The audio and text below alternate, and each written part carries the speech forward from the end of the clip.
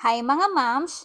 After community pet walk ng mga fur babies, dumiretso na kami dito sa agriculture office. May free spay and castration kasi. Yes, ipapakapon ko na si Rises. Madami kasi nagsasabi na kapag kapon daw ang isang fur babies, mas mahaba ang buhay nila. Ganon din kasi ang ginawa ko kay Kisses. Ang laki ng tipid ko dito. Kapag private veterinary clinic kasi possible gumastos ako ng 15 to 20,000. Madami nang hihinayang kasi hindi ko na daw paanakin yung mga fur babies ko. Yes, kasi gusto ko silang tutukan, ibigay yung mga pangangailangan nila. Hanggang 50 fur babies ang tinanggap nila.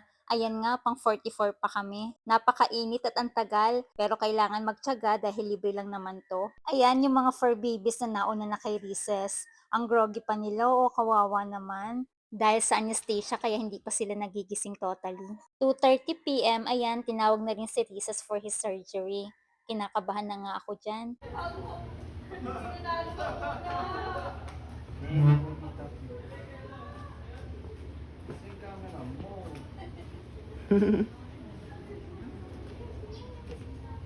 Ba, nagalaw na agad si Iris? Babe naman!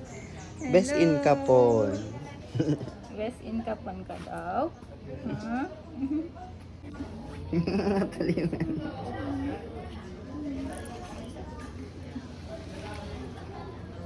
Wow, ang galing naman ang bilis mo nagising. Dry na ng ano. Nakadila. Kaya naman dito. Slow motion. Kakain ka na namin. Ang brave naman ng bebeng niya ni mommy. Ay, buhok kasi.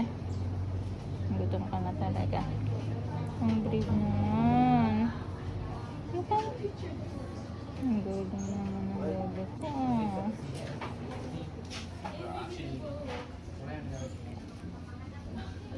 Number 44. Candidate number 44. Ayan, hindi pa nga siya masyadong nakakagalaw dyan dahil sa anesthesia.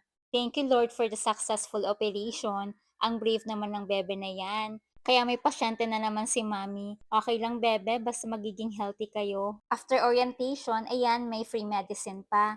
Bye!